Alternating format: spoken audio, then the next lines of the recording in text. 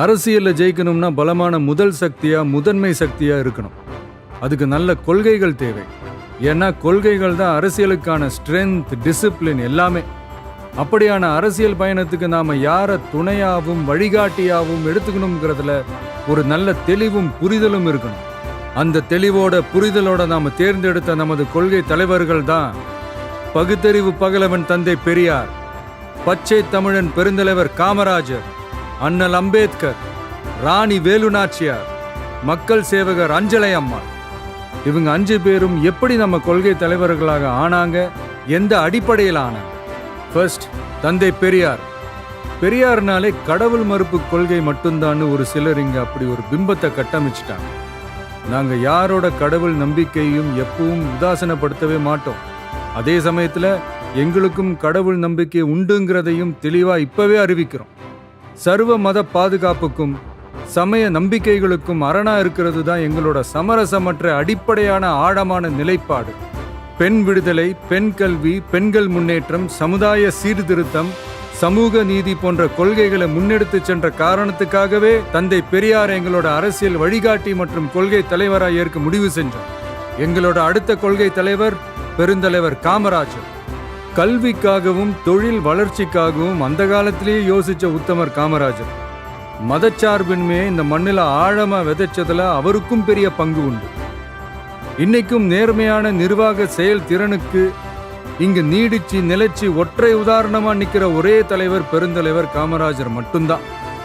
அதனால பெருந்தலைவர் காமராஜரை நம்மளோட நிர்வாக செயல்முறை சித்தாந்தத்திற்கான சிற்பி, வழிகாட்டின்னு தலை நிமிர்ந்து பெருமையோடு அறிவிக்கிறோம். நமது அடுத்த கொள்கை தலைவர் இந்திய துணைக்கண்டத்தின் அரசியல் சாசனத்தை ஆக்கி காட்டிய சட்ட மேதை அண்ணல் அம்பேத்கர்.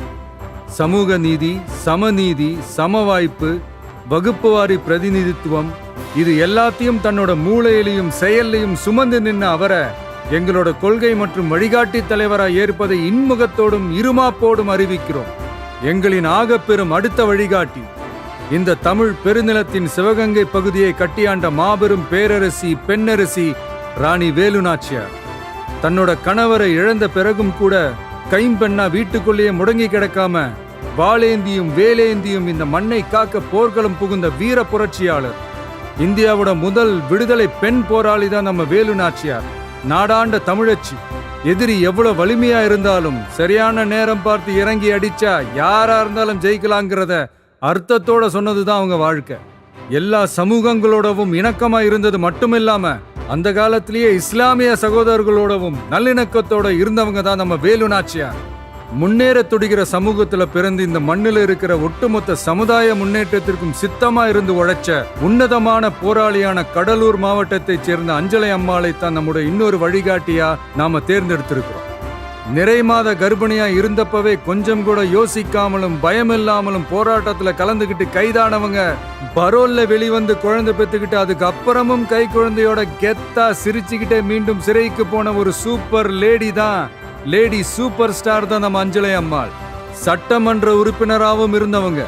மகாத்மா காந்தி, மகாகவி பாரதி, பெரியார்னு எல்லா பெரியவங்களாலையும் பாராட்டப்பட்ட நம்ம தமிழகத்தோட களங்கமற்ற குலவிளக்கு தான் அஞ்சலை அம்மாள். இதுவரைக்கும் பெண்களை கொள்கை தலைவர்களா வழிகாட்டியா எந்த அரசியல் இயக்கமும் அறிவிச்சதில்லை. முதல் முறையா அதுல முத்திரை பதிக்கிறது நம்மளோட தமிழக வெற்றி கழகம் தான்றத பெருமையோடவும் கர்வத்தோடவும் சொல்றோம். சிறப்பு மிக்க இந்த 5 தலைவர்களையும் கொள்கை தலைவர்கள் மற்றும் வழிகாட்டிகளாக ஏற்று களமிறங்கும் தமிழக வெற்றி கழகம் தமிழக அரசியலின் வெற்றி உலகமாகவும் மாறுவதையே தன் சித்தமாகவும் சித்தாந்தமாகவும் கொண்டு களமாட உறுதியேற்கிறது. எப்போதும் கொள்கை வழியில் சமரசம் இல்லாமல் நின்று தமிழ்நாட்டின் வெற்றிக்காக புதியதோர் விதியொன்றை புதுமையாய் நாம் செய்வோம். வெற்றி நிச்சயம்.